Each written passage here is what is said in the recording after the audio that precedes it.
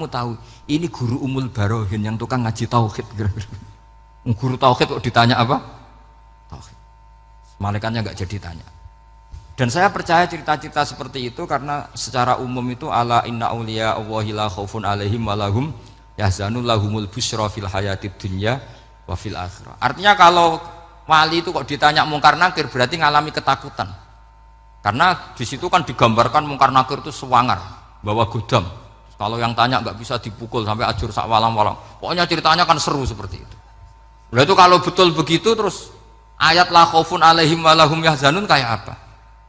Makanya dalam kitab Nasoihul Ibad itu ada cerita ini. Sampean boleh nggak sependapat dengan saya, tapi semoga nasib sampean nanti digebuki malaikat. Karena orang itu akan mengalami seperti yang dirasakan. Ana indadzoni abdibi. Saya ndak bayangkan akan mengalami itu. Makanya saya ini ngajar tauhid terus. Paling tidak kalau ditanya marbuka manabuka, sampean tahu profesi saya. Saya ini pengajar tauhid. Di Nasoihul Ibad itu ada cerita gini dan saya percaya itu. Di sarahnya itu. Juga di sarah apa itu yang di sarah Syekh Nawawi itu. Pokoknya saya kalau ingat Raden Asnawi pasti ingat Syekh Nawawi. Saya tidak memastikan apa murid guru apa saling istifadah, yang jelas itu teman dekat, teman fil ilm. Sayyidina Ali itu pernah minta kasaf sama Allah. Saya percaya tidak semua orang ngalami marbuka ditanya itu. Ya Allah, saya minta kasaf itu ngerti alam gaib. Ingin tahu Umar. Jadi diam-diam Sayyidina Ali itu ya mangkal sama Sayyidina. Wong kok kerase ngono. Angger wong kok tahu disentak, jajal wani nyentak malaikat tora itu kata Sayyidina. Jadi dia minta kasaf karena kenangannya dia melihat Umar itu semua orang pernah disentak sama Sayyidina Umar itu. Maka Sayyidina Ali minta kasaf, ya Allah saya ingin melihat Umar menghadapi mungkar nakir. Masih garangkah apa enggak? Itu dah itu minta kasaf. Pas kasaf beliau bangun dari kubur duduk. Dilihat sama Sayyidina Ali ini ngalami kasaf. Sama ndak usah tanya. Nggak wali kok tanya, ya sudah pokoknya percaya aja. Akhirnya malaikat mungkar nakir datang. Itu di situ digambarkan matanya itu kalkidril mughalla, kayak apa itu panci yang dibakar. Wah, so seru. Sumpah nang Sayyidina Ali. Baru ini kamu akan takut gitu. Tapi ternyata enggak. Umar bangkit disentak orang tua itu. Kamu tahu menghadapi siapa? Yang sopan. Gitu. Oh, ada sontak. Kaget malaikatnya itu karena nggak pernah ngalami disentak, mungkin itu pertama. Kaget. Memangnya kamu siapa? Saya ini teman kekasih Tuhanmu. Saya yang diandalkan temannya sebenarnya bukan dia. Ana sohibu habibillah. Saya ini temannya kekasihnya Allah. Jadi dia ngandalkan temannya sebetulnya bukan ngandalkan dirinya. Oh kamu temannya Nabi Muhammad? Iya saya Umar temannya Nabi Muhammad. Kamu harus hormat sama temannya kekasih Allah. Wah terus mulai itu. Akhirnya matur Allah. Ya Allah, apakah prosedur seperti ini bisa dinego?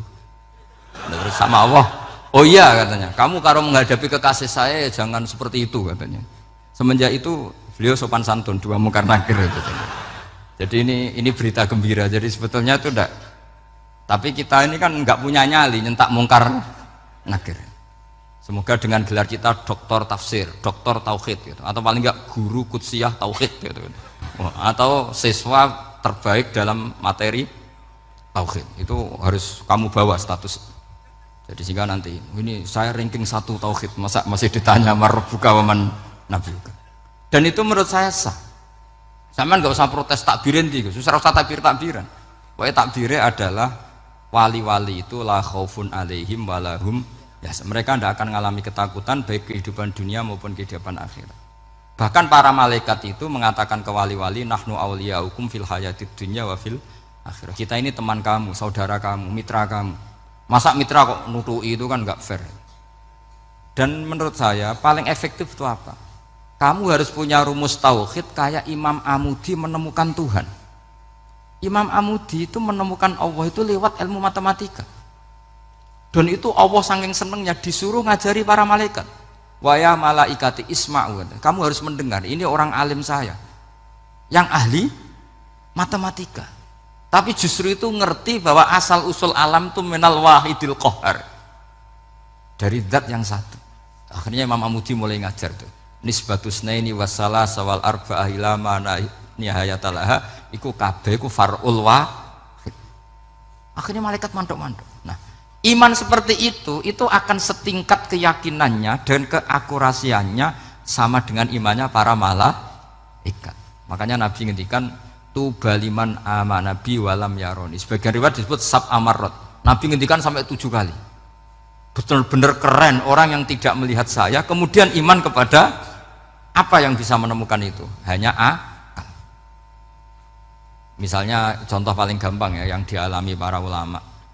Ya saya ulang lagi yang dialami para ulama ketika menemukan ilmu ya yang menjadikan mereka mahabbah Rasulullah Shallallahu Alaihi Wasallam. Nabi itu paling suka itu sholat. Nabi itu paling senang sama sholat. Wa qurratu aini fi sholat. Terus beliau ngintikan as-sholatu imaduddin. Terus beliau kalau muji sholat itu sundul langit. Sampai beliau kalau banyak masalah itu bilang ke Bilal, arifna ya Bilal, saya kasih istirahat. Itu maknanya mau sholat. Semuanya sholat. Pertanyaannya adalah, apakah mungkin seorang raja yang ambisi jadi raja, kemudian yang dikampanyakan adalah orang supaya sholat? Tentu kalau Nabi seorang raja, beliau akan kampanye gimana? Narik upeti kayak apa, narik pajak kayak apa, biar Nabi kaya. Enggak. Nabi itu paling tersiksa kalau orang tidak sholat, tersiksa kalau orang tidak sujud. Loh, kalau beliau seorang raja, ngapain mempopulerkan sholat? Maka makna sholat imaduddin adalah sholat itu tiang agama. Maknanya tiang agama, kamu akan tahu betul kalau dia seorang nabi. Karena apa? Yang diajarkan adalah sholat. Loh, coba untungnya apa bagi Nabi Muhammad ketika umat Islam sholat? Kan tidak ada untungnya sama sekali. Justru itu kelihatan kalau dakwah beliau itu dakwatul haq, mengajak kebenaran. Loh, wong kok kampanyane kon sholat? Mestinya nak kepengen sugih kan kon bayar pajak, upeti. Tapi enggak, Nabi itu ngajarkan apa? Orang supaya sehingga wali-wali itu dulu, saya berkali-kali cerita kalau ngaji, wali-wali dulu itu kalau ditawarin Allah masuk surga itu tanyanya satu, ya Allah di surga ada sholat enggak? Kalau enggak ada saya enggak mau. Kalau sampean pasti enggak tanya gitu, pasti itu sudah ada. Gini, enak mlebu swarga ora usah sholat mesti gitu. Sudah, jadi sudah lama sekali nganggap sholat itu problem. Dan itu berat masuk surga kalau begitu terus, itu berat. Itu pertanyaannya gitu. Karena alam rohani kita, saya ulang lagi, alam rohani kita itu tidak kebayang kalau kita hanya nyuwun sewu nikmati secara seksual, secara biologis. Makanya ada ulama ditanya, kenapa sholat itu lebih indah ketimbang nikmat al-wiqa misalnya, nikmatnya hubungan biologis. Jawabnya ulama itu gini, lucu, jawabannya sederhana. Nikmatnya kamu punya anak itu apa? Jawabnya ulama itu lucu. Kalau sakit dia sembuh, kalau hilang dia datang. Saya ulang lagi ya, kalau sakit dia sembuh, kalau hilang dia datang. Sekarang orang tua yang punya anak sakit koma di UGD atau di emergency, itu senangnya tuh mengalahkan kesenangan apa saja. Kira-kira orang yang berhubungan intim atau yang hubungan biologis dengan orang yang sedang anaknya sembuh dari koma, senangnya senang mana? Senang yang melihat anaknya sembuh dari koma. Senikmat apapun hubungan biologis, seneng anaknya yang hilang ketemu. Nah, kalau anak ketemu saja orang seseneng itu, apalagi kita di surga ketemu zat yang lama kita sembah, yang lama kita rindukan, yang lama kita rindu, kemudian ketemu di surga, maka tidak ada artinya surga tanpa melihat Allah Subhanahu wa Ta'ala. Memang harus dijelaskan secara rohani. Akhirnya orang ngerti bahwa nikmat tertinggi di surga adalah melihat Allah Subhanahu wa Ta'ala. Karena kalau anak-anak muda mungkin protes, ya enggak, ya enak kumpul sama widadari gini-gini. Wah, itu kan yang trauma bojone jelek gitu.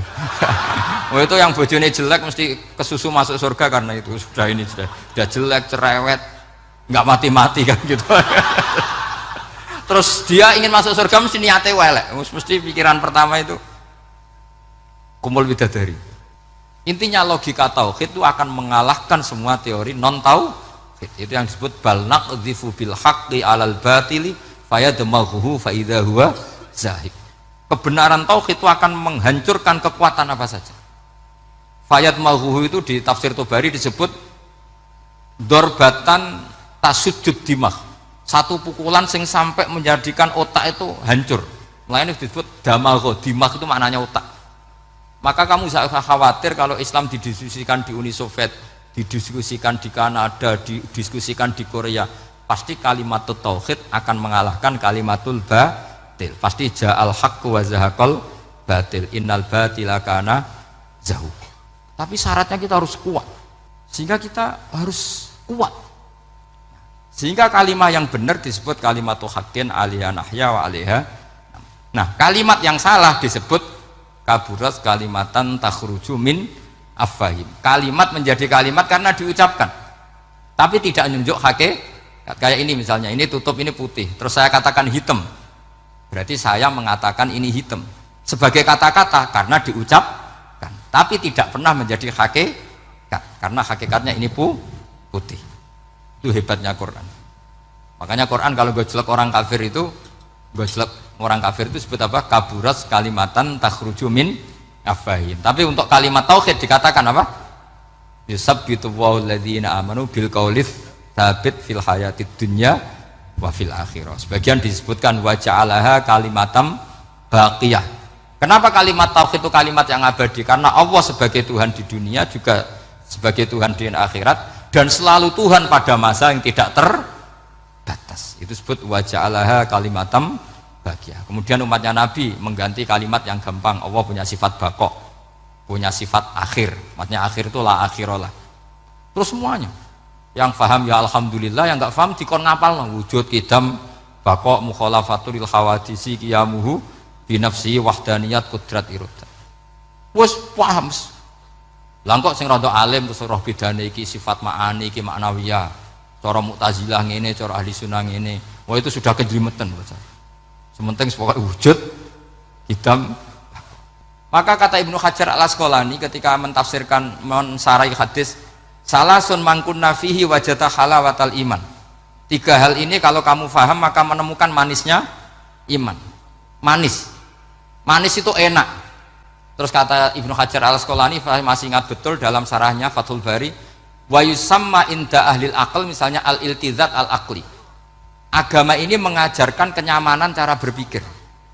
Coba kalau sampean seorang doktor atau seorang profesor atau seorang pinter, kemudian kamu dipaksa mengimani bahwa alam ini diciptakan oleh ketiadaan, itu bisa tidur gak? Oh, tidak bisa tidur. Sampean misalnya orang pinter, dididik di kampus atau dididik di pondok, alam ini yang wujud, yang menciptakan itu sesuatu yang tidak wujud, kamu bisa tidur gak kira-kira? Ini guru apa? Ini sarap ini. Mosok hadil maujudat khalaqahal adam, sesuatu yang wujud diciptakan ketiadaan. Tapi agama ini membawa sesuatu yang menyenangkan untuk akal, yaitu hadhil maujudat khalaqaha wajibul wujud. Maujudat yang wujud ini diciptakan super maujud, yaitu oleh bahasa pondok disebut wajibul wujud. Kan terus seneng, wajar dong kalau sesuatu yang ada diciptakan oleh yang ada. Nah tentu ada pencipta, terus ada super, disebut wajibul wujud. Kan terus enak. Nah itu kata Ibnu Hajar al-Asqalani disebut wajadah halawatal iman. Ya ngoten mawon supaya niki mungkin untuk barokah napa Raden Asnawi, untuk barokah ngaji kalimat tauhid. Terus sampean kudanan niki kula mboten sakake, tak anggap untuk rahmat ngoten mawon nggih. Terus karena tadi di antara syaratnya tobat kata Imam Ghazali itu pernah kena air hujan langsung turun dari langit. Ya itu jelas itu di Ikhya itu, karena ahalul halal adalah alma an nazil minas sama. Halalnya barang paling halal adalah air yang pertama turun dari langit. Tapi kalau yang sudah lewat pecinya sampean tuh masalah itu. Kadang pecinya kan temannya gasap macam-macam itu, atau beli lewat nyentak orang tua, ya masalah lah itu. Tapi ya lebih baik yang pakai peci timbang yang enggak, lebih sopan gitu kan. Tapi yang enggak pakai peci ya enggak apa-apa, karena langsung kena apa? Kenapa? Hujan. Jadi pokoknya yang ingat-ingat ya, yusabbitu Allahu alladzina amanu bil qauli tsabit. Assalamualaikum warahmatullahi wabarakatuh.